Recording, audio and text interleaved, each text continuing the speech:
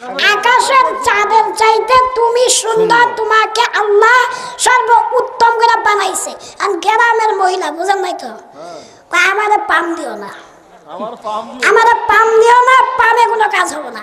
তাই পাম দিতেছি না, যদি আমি এটা প্রমাণ না করতে পারি যে আকাশের চাঁদের চাইতে তুমি সুন্দর, তুমি তালাক।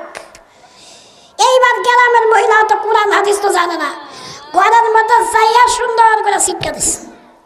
এখন বাইরে থেকে তাকে কি গো, কি হইলো, দরজা খোলো না কেন, কি হইলো? কই তোমার সাথে আমার আর ঘর সংসার করা এবং কি দেখা করাও যাইস নাই। কই কে? কই তুমি যে কথা কইছো আকাশের চাঁদ আমার চাইতে সুন্দর, এটা কখনো সম্ভব না, অতএব আমি তালাক।